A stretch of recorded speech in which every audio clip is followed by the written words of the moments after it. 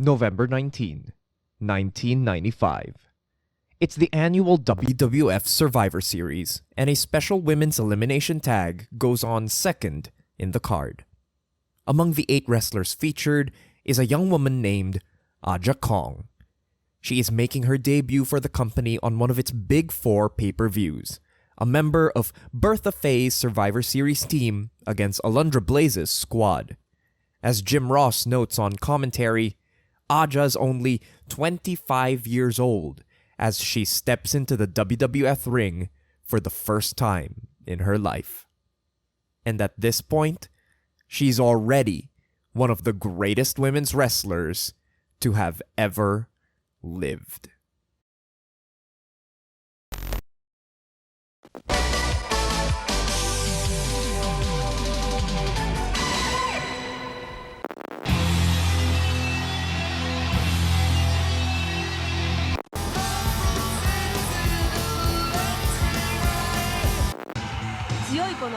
IN Express.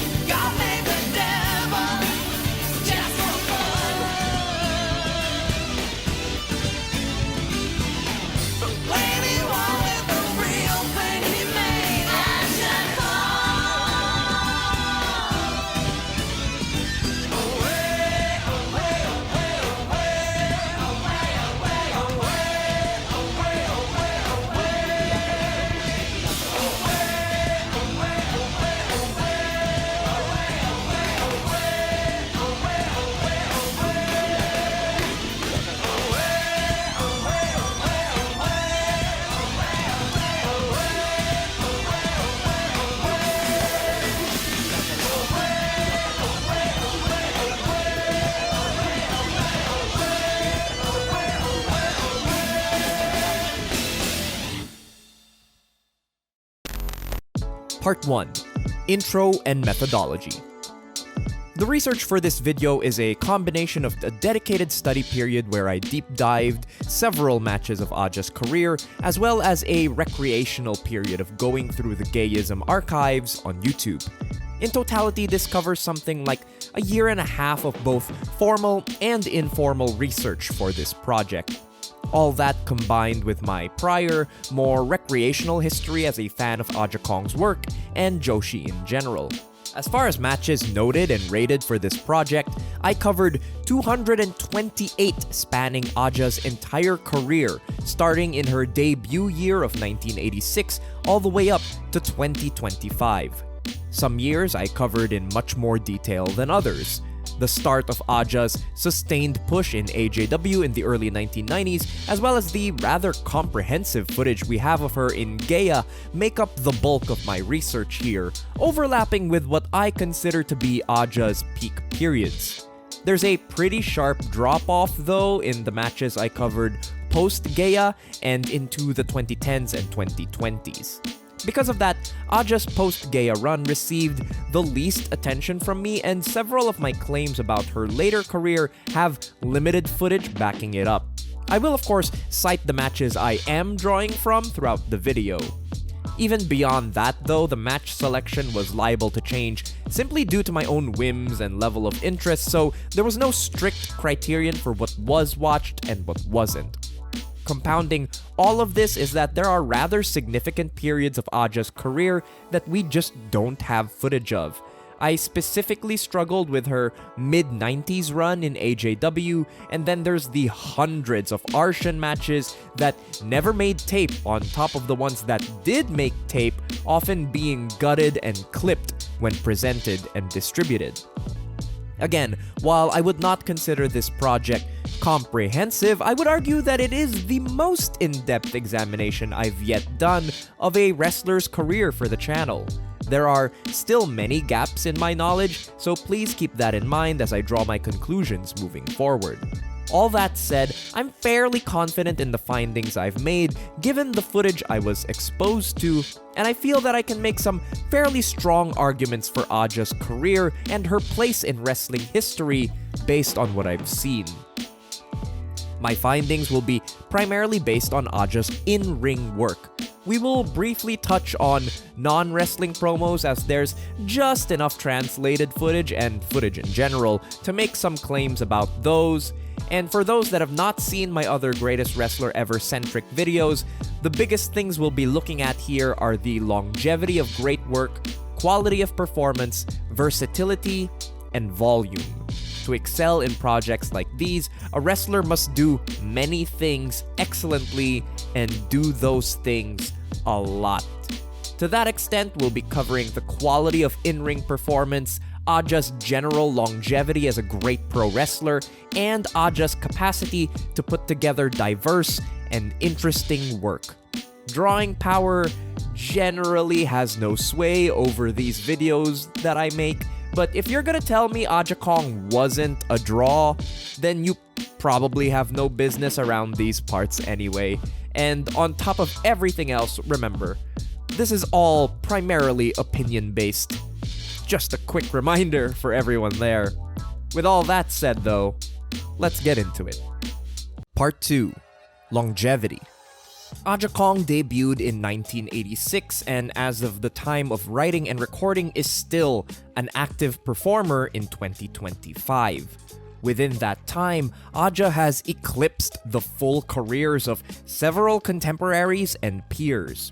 Consider, for example, Akira Hokuto, who debuted a year before Aja in 1985 and wrestled her final match in 2006. Manami Toyota debuted 1 year after Aja in 1987, retired 2017. Meiko Satomura, one of the big names in the generation after Aja's, debuted in 1995 and retired just this past April 2025. And the list goes on and on. Beyond comparable Joshi examples, Aja's longevity rivals those of top-level GOAT candidates. She obviously has way more career under her belt than the likes of Bryan Danielson, all 4 of the King's Road Pillars, and slightly edging out all 3 New Japan Musketeers, so on and so forth. Aja benefits greatly from the timing of her career. Her early start, plus the traditionally accelerated timeline expected of those that trained at AJW, means that she improves so rapidly. But she also comes in towards the tail end of the mandatory retirement policy in the company, allowing her much more runway to stretch her legs once she enters her peak. She starts early, gets good fast, and just keeps on going. Her entire first peak in AJW happens before she turns 25. She's a high-level veteran in the industry and being booked that way before she turns 30. Let's break it down even further. By my personal standards, Aja Kong has great matches in 4 different decades, having at least one in every decade from the 1990s to present day. Based on the footage I've seen, Aja becomes an actively great wrestler in 1990 when she breaks off from Bull Nakano's Gokumon To stable and begins their iconic rivalry.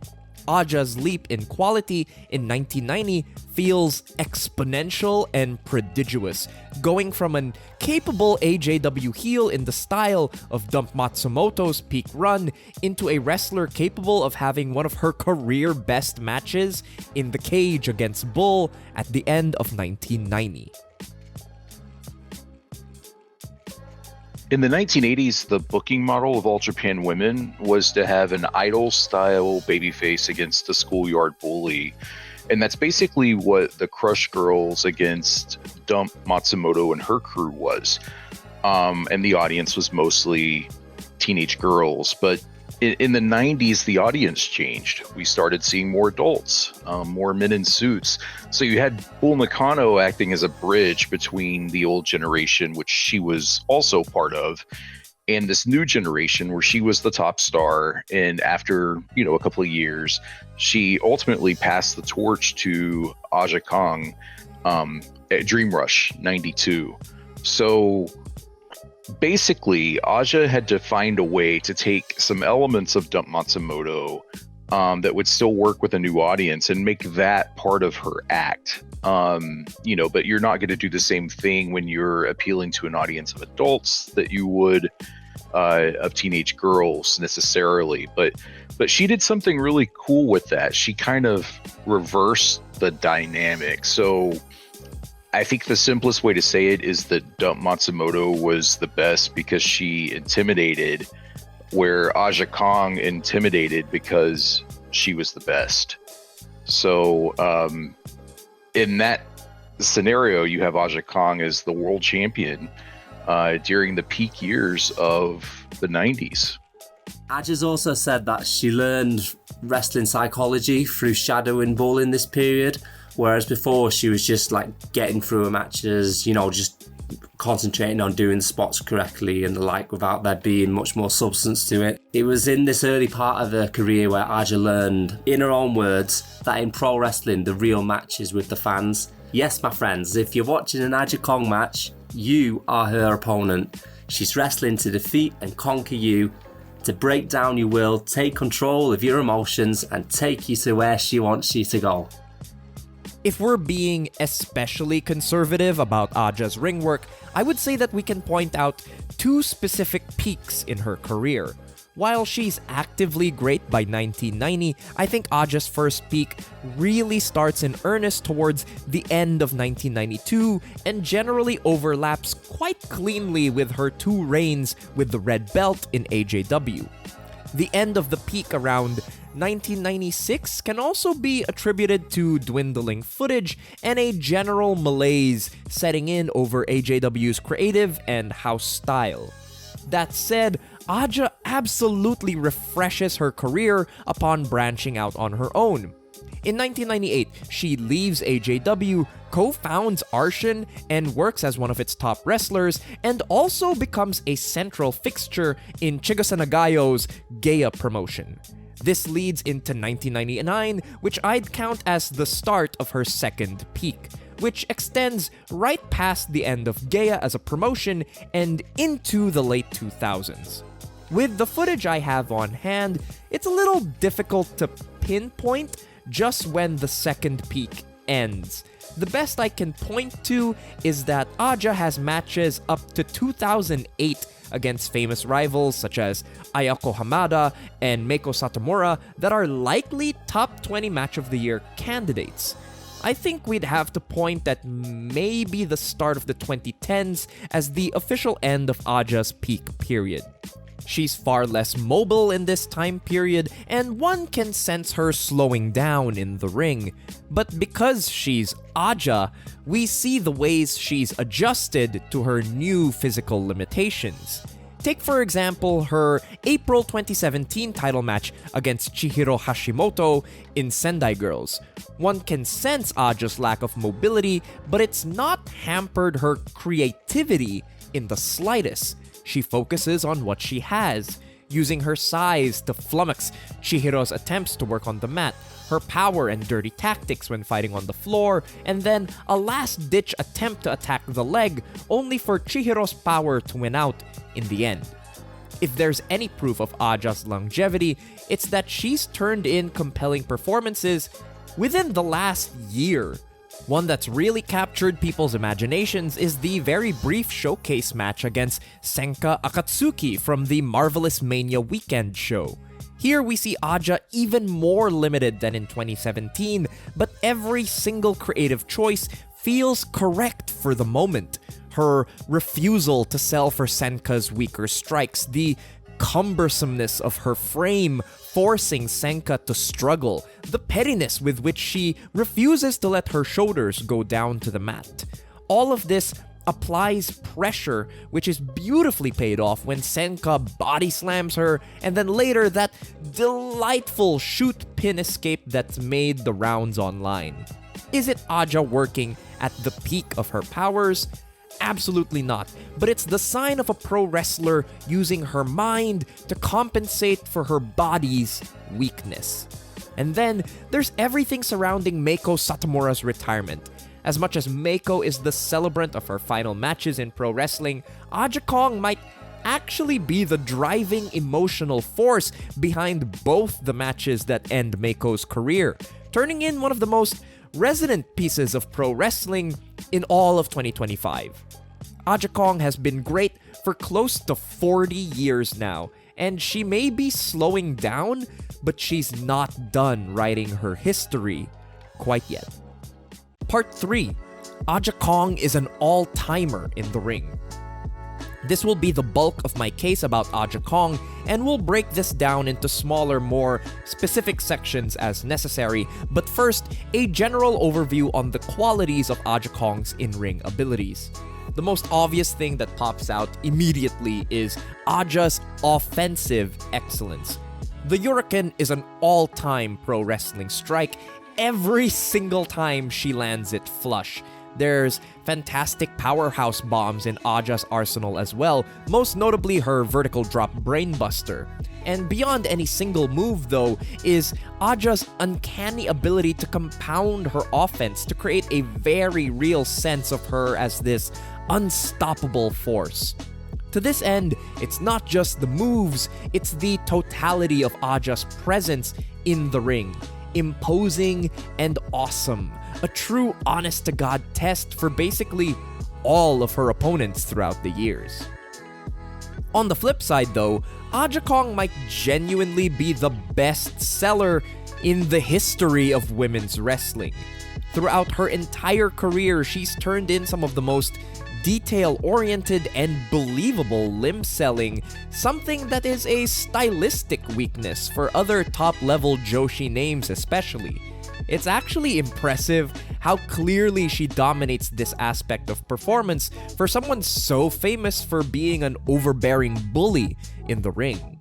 This comes up multiple times in her career, with the most common thing being Aja selling a bad arm against an opponent attempting to neutralize the Hurricane. There's the famous match against Kaoru from February 2000 to point to here, where we see the full force of Aja Kong selling a hand that's been sliced and brutalized by a table shard, forcing a final desperate adjustment in the finish to steal the win. Beyond that though, they're selling performances of a similar tone and quality sprinkled throughout her career. In 1995, when losing the red belt to Dynamite Kansai, there's a similar hand-selling performance that leads straight into Aja's rapturous defeat. 2 years before that, in 1993, she sells a bad leg against the targeted attack of Megumi Kudo in Sumo Hall. Off the top of my head, I can't really name any other Joshi wrestlers that applied such a clear emphasis on targeted limb selling throughout their careers. The closest to come to mind would be Akira Hokuto, but I think Aja's consistency wins out for her on that front. If you consider limb selling an overrated aspect of in-ring work, I understand, but Aja's selling is well-rounded beyond that as well. There is a Lesnar-esque quality to her best work, perfectly balancing the appropriate amount of selling and timing in order to make her seem like a wounded animal. I think this comes out most strongly in matches where she's booked to lose and put over the next big star. One sees it regularly in her matches with Meiko Satomura, perhaps most notably in the 4-4-99 tag and the 2001 3AW title switch. On AJW TV, there were a lot of on-location footage skits of the wrestlers between the shows. And one thing you might notice about Aja is that she's really into her logic puzzle books. When they're on the tour bus driving between towns, you'd often see Aja in a seat with one open. Now, maybe I'm stretching a bit to say this trained her brain in finding answers for how to construct logical wrestling matches here, but I wanted to mention it just to further illustrate Aja's personality. As far as weaknesses go for Aja, there's a few worth pointing out.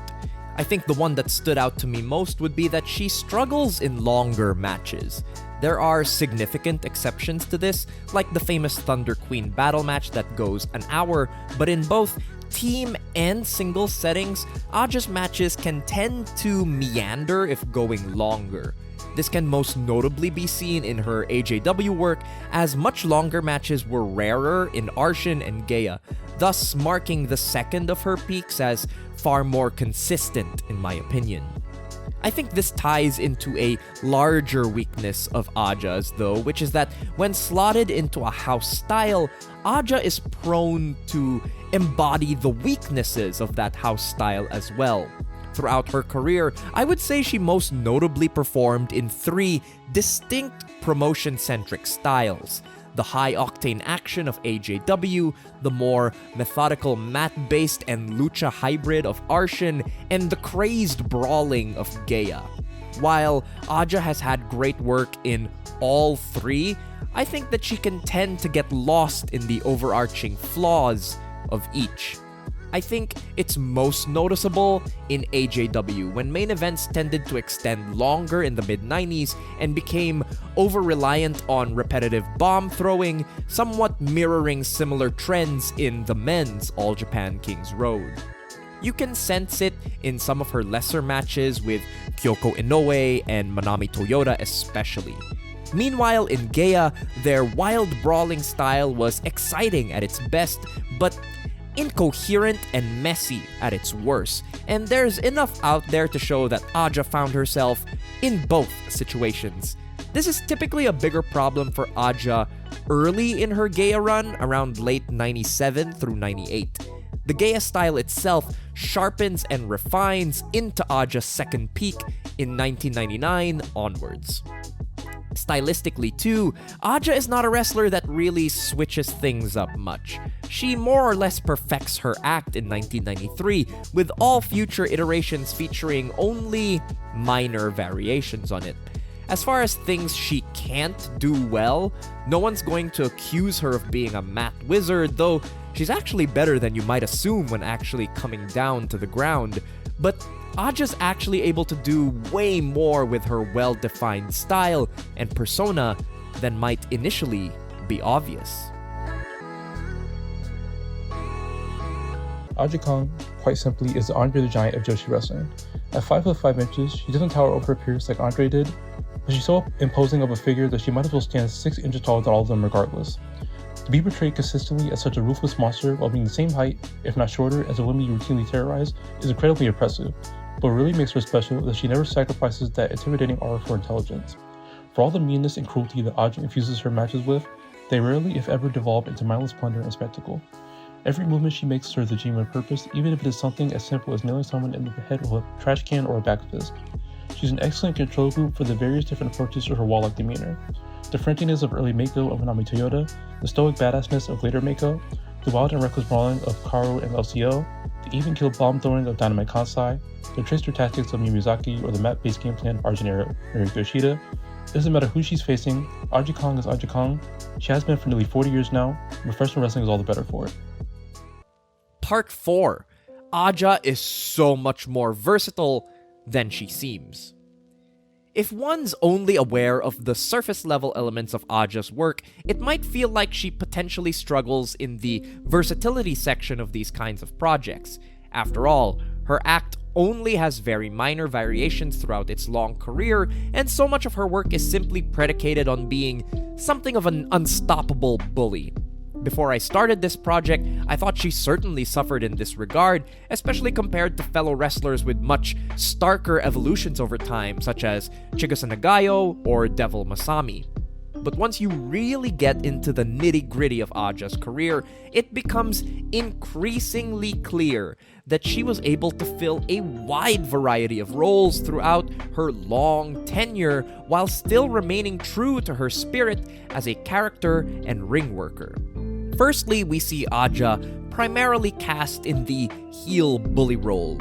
Even within this archetype, there's a stunning amount of range she's able to find. Her initial rise alongside Bull Nakano as part of Gokumonto sees her taking after Dump Matsumoto, complete with the cheap heel tactics. From her red belt win onward, she's able to take on something of a more dignified ace role, oftentimes acting more as an obstacle to overcome instead of an outright villain. But she can also be one of the most vicious bullies imaginable, such as in her matches against Yumiko Hotta, Meiko Satomura, and Ayako Hamada. While the bully heel remains Aja's most famous role, her career is littered with genuinely moving and effective babyface performances. Some of the most noteworthy come at the end of her title chase against Bull Nakano. The August 15, 1992 tag match that sees the two reunite as a tag team has a truly earnest moment of reconciliation between the two that leads straight into Aja feeling like a righteous and worthy challenger in their later Dream Rush title bout. In Gaea 2, despite being more often than not an antagonistic veteran, she can also be something of a conquering hero against the more pesky villains of the company, such as the D-Fix team of Mayumi Ozaki and Kaoru. Next, Aja finds herself doing quite well in both singles and tag settings. As a tag wrestler, she has great matches with a wide variety of partners. Most notably, she has great work teaming with Bull Nakano in Gokumonto, Bison Kimura in Jungle Jack, and a variety of super teams with the likes of Mayumi Ozaki, Mariko Yoshida, and Devil Masami.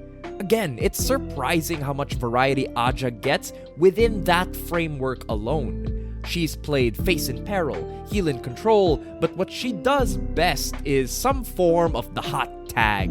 Her powerful offense always gives her the feeling of being a game changer whenever she's tagged in. This is perhaps best felt in the 1993 Thunder Queen battle, where she's the dominant force keeping AJW in the lead for much of the match.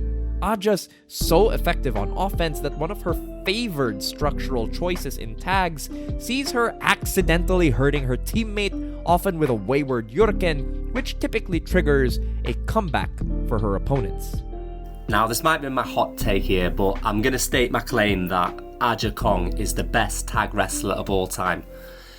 You might think she's at a disadvantage because she's never really been part of like a famous tag team, but I'd say not really. Her real case is that not only has she had great tag matches her entire career with so many partners as varied as Bull Nakano, Yumiko Hotta, Chigusa Nagayo, Sari, Veni, but she's versatile enough to give each tag team like its own character.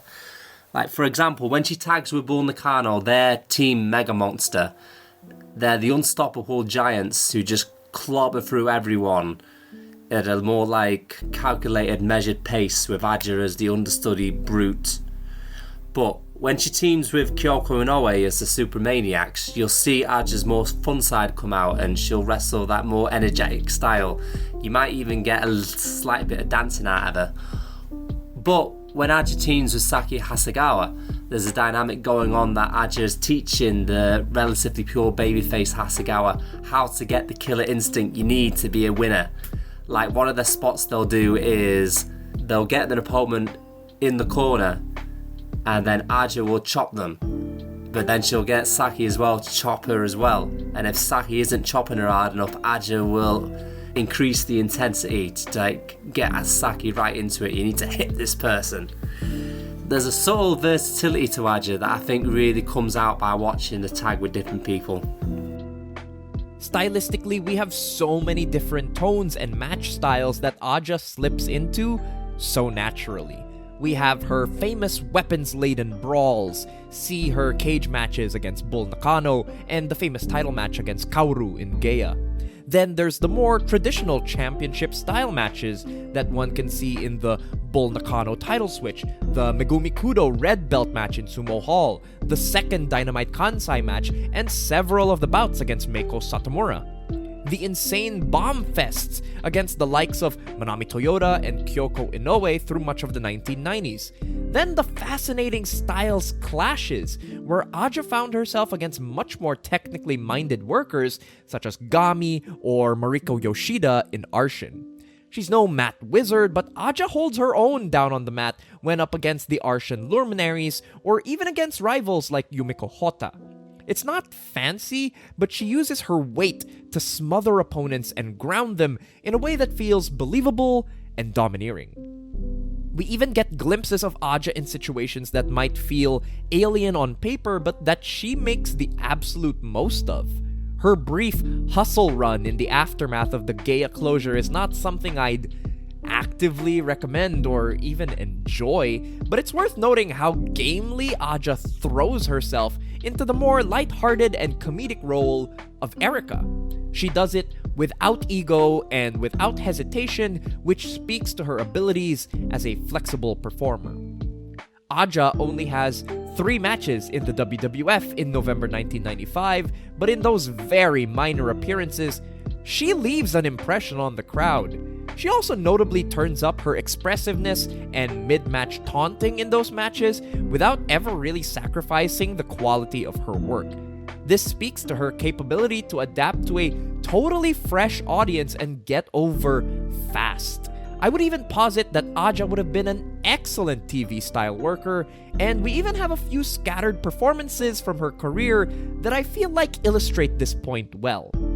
In particular, I'd like to highlight 3 matches from different points in her career. The first is against Miki Handa from LLPW, November 9th, 1993. This won't touch most people's Match of the Year lists, but I have such a fondness for this performance from Aja. She's playful and taunting in a way suited to a wrestler of her stature working against someone much farther down in the food chain.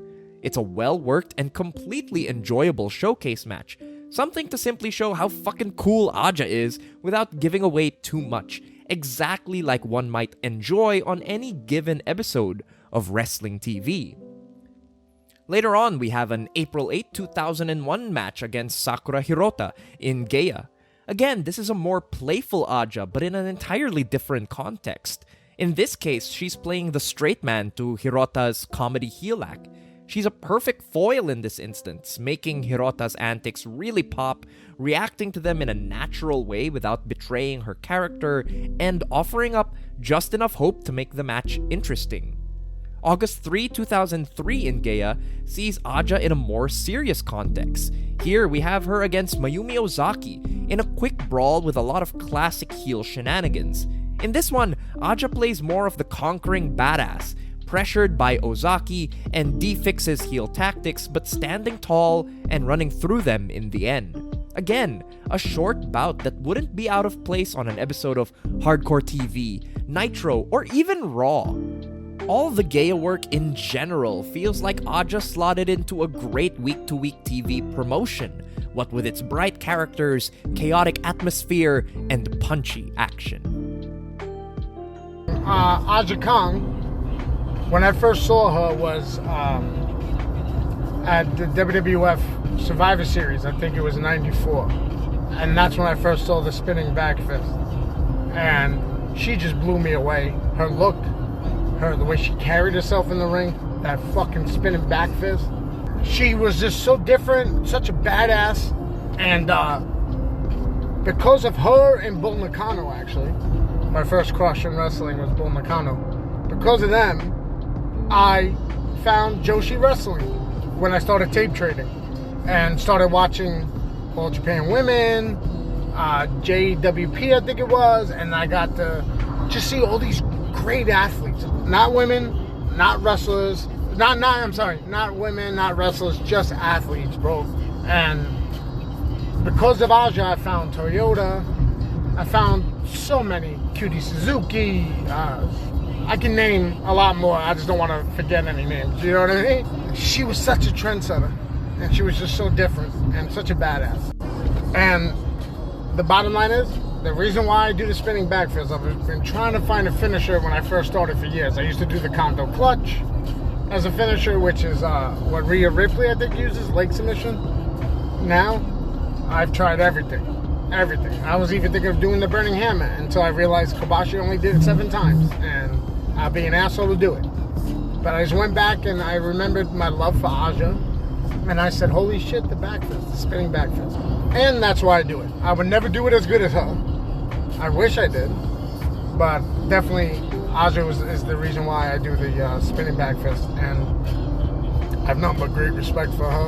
And when I met her once, people saw me when I met Kawada, and they took me by surprise, and I had a big smile on my face.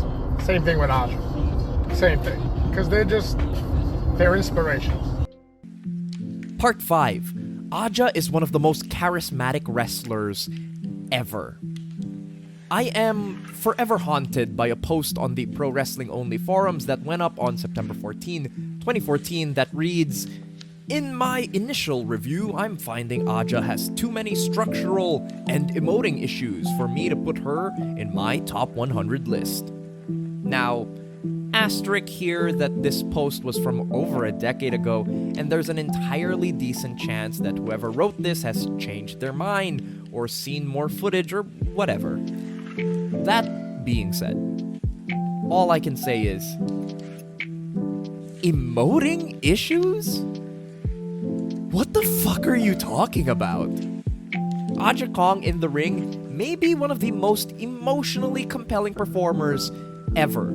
We have so much material to draw from, and she elicits a wide variety of emotional responses from the viewers as well. I'd already previously mentioned the greatness of her August 1992 reconciliation with Bull Nakano. Look how beautiful this reaction is to scoring the winning pinfall with Bull's own guillotine leg drop. The absolute joy in both Aja and Bull's eyes at the victory while putting their past behind them.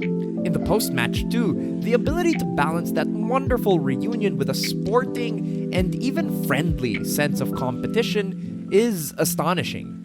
Later on, the absolute sincerity of her celebration after winning the title at Dream Rush, the teary acceptance and gratitude, the culmination of a 2-year-long chase. Note her babyface work in the ring as well. September 1995, against former partner Bison Kimura, Aja turns in one of her best performances when she gets busted up early, but then comes firing back towards the end. Every time I watch it back, the heart sings and my fist pumps. God, it's so good. Line up the walls, Aja. I will run through. On the opposite end of the spectrum, we can take a look at the April 4, 1999 tag loss to Meiko Satomura. Beyond the wondrous selling in the final stretch of the match leading into the eventual loss, there's the reaction to the loss in the immediate aftermath too. You can see the fury and anguish that Aja feels at eating a humiliating defeat here. It's something she even echoes in the eventual Meiko Satomura red belt title win in December 2001. Then you have something like the end of her April 23, 2000 tag alongside Kaoru against Meiko Satomura and Toshio Yamada. The absolute hazing she pours on Meiko here with the repeated Hurricanes and daring Satomura to get back to her feet. It is some of the most compelling bully work I've ever seen. The important thing here is the commitment to it. Aja looks pissed that anyone dares challenge her for her spot, and she lays on the violence in tandem with the emotional humiliation of refusing to pin Meiko. It's one of the most despicable finishes in wrestling ever, and that's just for a build-up tag. I want to bring up an example of a match that Aja isn't even in. It's the Twin Stars of Arshin title bout that sees young upstarts Ayako Hamada and Aquino defend their belts against the dastardly LCO. Aja is at ringside for this bout in her capacity as co-founder of Arshin, supporting the young stars that they're building around. And it's great.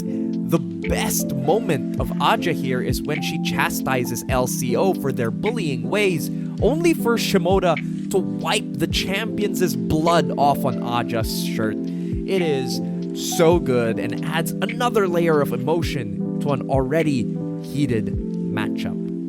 I have seen her live just once actually, when she wrestled Viper in Pro Wrestling Eve in 2018. My main memory of the match is the moment when Aja hit Viper on the head with her signature can, and then she had this very puzzled expression as she got reprimanded by the referee over it.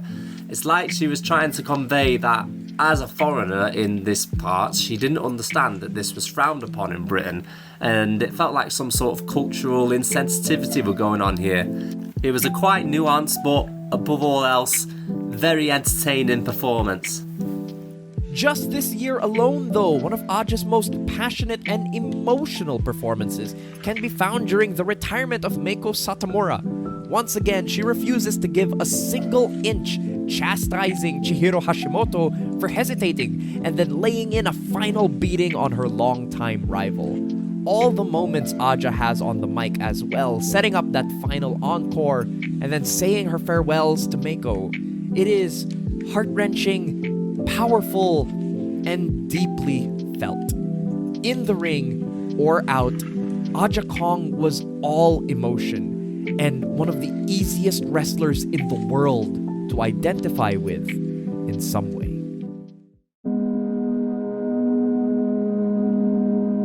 To start understanding heels in AJW is knowing that after Devil and with the rise of Crush Gals, it became an occupation for girls that the office felt crowds couldn't sympathize with. Fat girls and foreigners. And for wrestlers like Monster Ripper and Aja Kong, they were literal monsters. There are exceptions like Bison Kimura, Grizzly Iwamoto, and Kyoko Inoue, who was thrown into Gokumanto as punishment.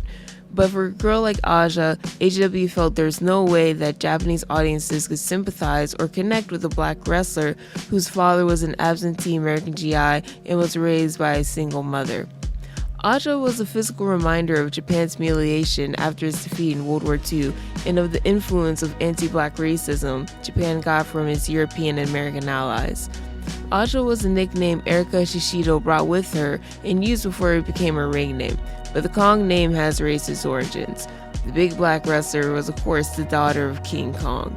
What's funny is that Aja wasn't the only biracial girl in her class. The difference though was that Dallin was half white, small, and had the same boyish charm that babyfaces like Chigusa Nagayo and Kaneko Nagatomo had. The cruel irony is that while a young Erika didn't like her senior, Dump Matsumoto, Dump and Bull were able to provide some guidance both in and out of the ring that I think helped Aja push through the early stages of her career and evolve into the Jungle Jack Mohawk character in the eventual tank of AJW that we saw during Aja's red belt reign. Bull Nakano was also a victim of bullying during her school days, and Dump Matsumoto grew up with an abusive father. Both women also showed audiences amazing character evolution that would create some of the most iconic wrestlers the world has ever seen. I think her seniors and her own resilience led Aja to continue wrestling and helped her grow into an amazing wrestler by the time she's only 25. In a way, Erika took back her nickname of Aja and made the Kong moniker her own. After Jungle Jack, she's no longer a monster, but instead, she's like the Kazuya Mishima of Joshi wrestling. Part 6. Aja amidst the all-timers. Now that I've put forth my case for Aja to be among the all-timers, I want to directly compare her to some of the more popular high-level GOAT candidates to get a better gauge on where she stands on the list of the greatest ever. First, let's start with fellow Joshi candidates. I think Aja's greatest strength in this regard is her longevity. As of 2025, she may be the only GOAT-level women's wrestler still working today. As far as non-Japanese workers go, one might make cases for the horsewomen in the WWE, or even some of the luminaries from the Shimmer era, but Aja has them beat by decades. An interesting comparison from Japan might be Meiko Satomura, who has about a decade less of work compared to Aja but has comparable peaks and versatility. It's a close enough call that I wouldn't be appalled at a Meiko over Aja case, but the fact that Aja had pretty much cemented herself at the top of the field and with years of greatness to go before Meiko even set foot in a ring speaks for itself.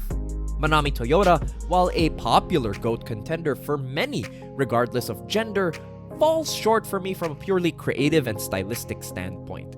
Her tendency towards excess, bloated ring time, and spotty selling makes it a clear win in Aja's favor for me. Akira Hokuto often gets placed on the GOAT women's wrestler pantheon. Again, Aja blows her out of the water on longevity and volume alone, especially considering all the extended periods Hokuto spends away from the ring due to accumulating injuries. What Hokuto has over Aja, though, is singular peak. The April 2001 bout against Satomura is one of the greatest matches of all time, and likely better than any of Aja's best work. Not by a huge amount, but certainly enough to really matter. That said, Hokuto leaves a little to be desired now and then. I don't find her as sharp as Aja on offense, or defense even, illustrated in the two matches they have against each other in 93 and 94, where Aja arguably leaves with a better performance both times. Mayumi Ozaki is an interesting one here, having debuted the same year as Aja and still active as a wrestler today.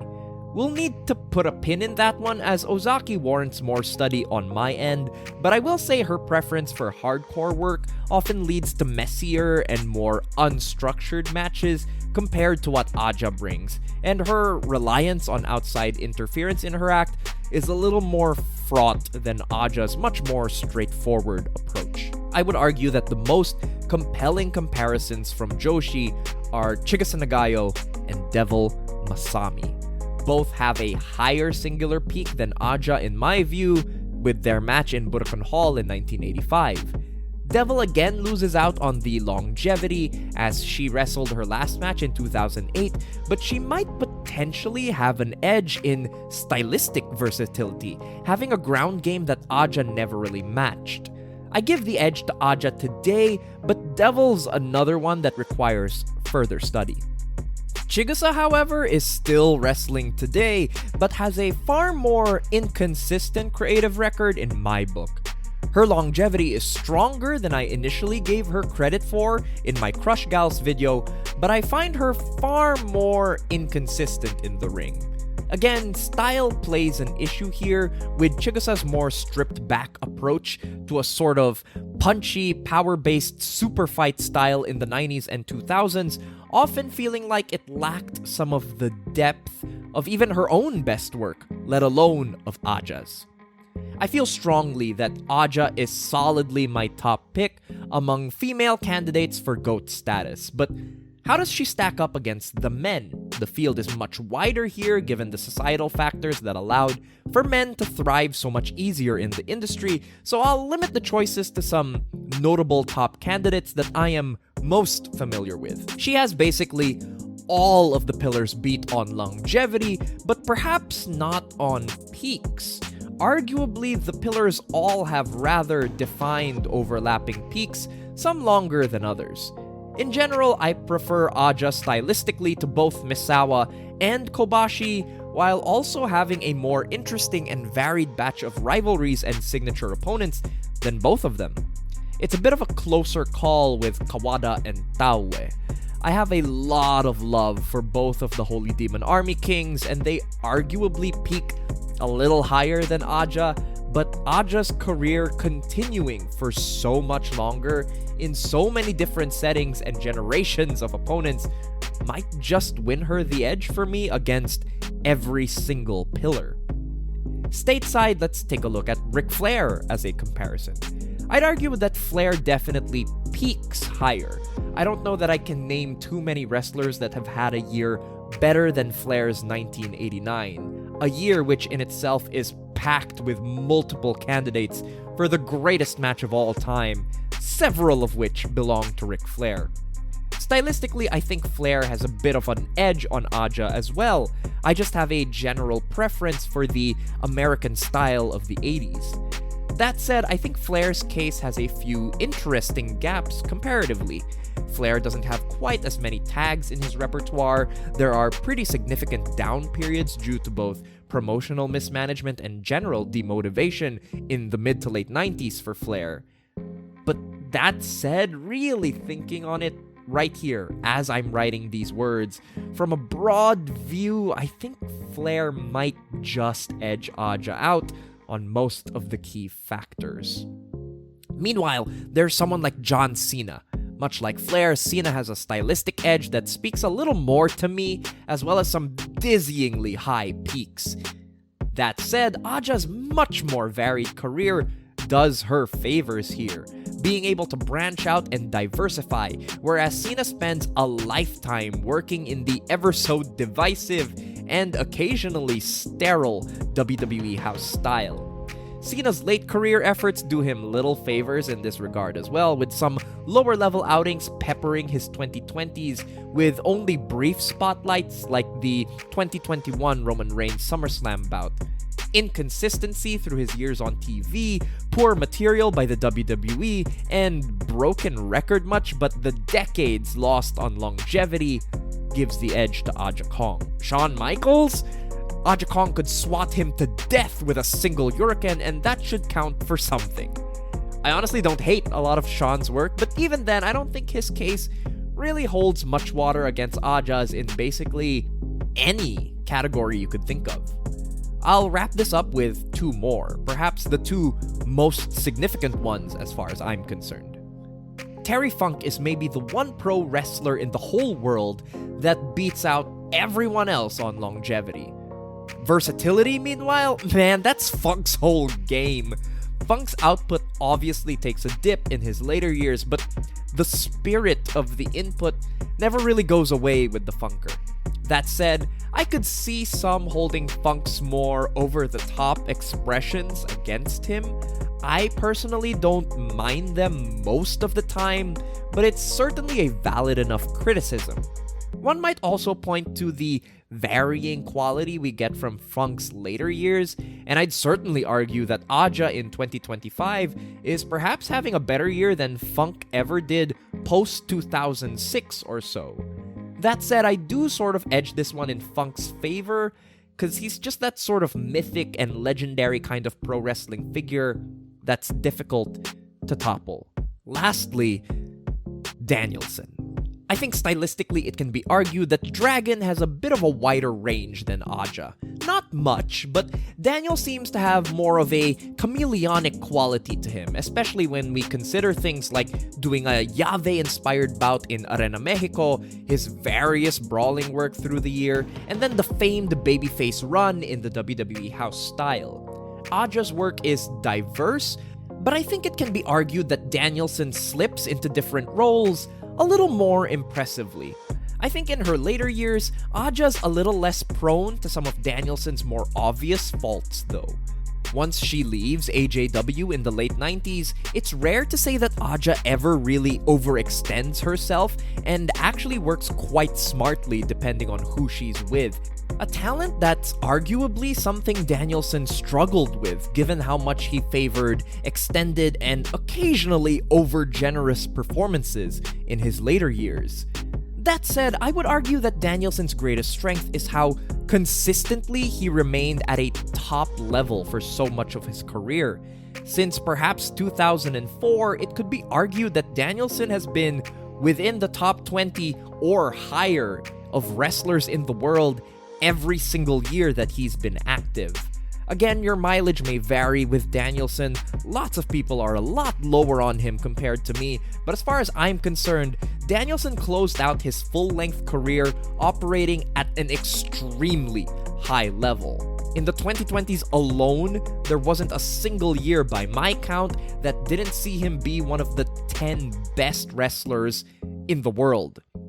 As of this writing, Danielson's still the GOAT. Part 7. Conclusion.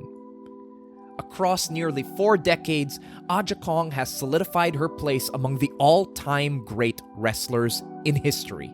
From a stylistic standpoint, I'd argue she's one of the most transcendent Joshi wrestlers ever. She hits hard, and her expressiveness and selling feels a little more universally appealing than some of her contemporaries.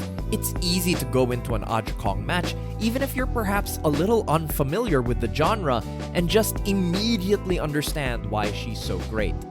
But it's in the particulars of what she does that makes her so fantastic. Her attention to detail, her unwavering commitment to character, and the moment. Aja is a wrestler that, at her best, is very intentional about how she deploys her capabilities in the ring in order to tell the best possible stories. At her best, she's not bound by what can be done, but rather what should be done. And that's something that has not eluded her as her physical abilities have decreased either, if her 2025 work is anything to go by. For those of you wanting to learn more about her or get a sample for the qualities that make up her GWE case, here are 10 must-see matches that I would recommend.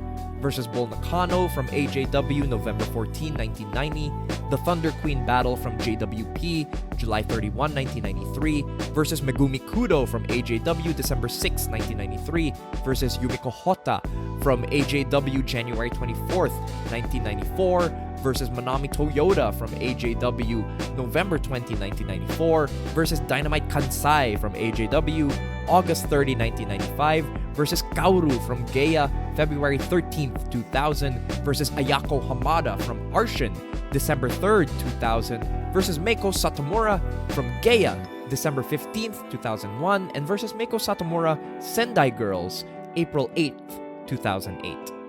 All in all, I think I see Aja landing conservatively in my top 10, but there's real top 5 potential for her as well. She is a dynamic, impactful pro wrestler that captivates basically the very second you see her. From the moment she steps out to Judas Priest's electric eye, to the exhilaration of seeing that final vicious Yuriken. To me, Aja Kong truly is the greatest women's wrestler of all time.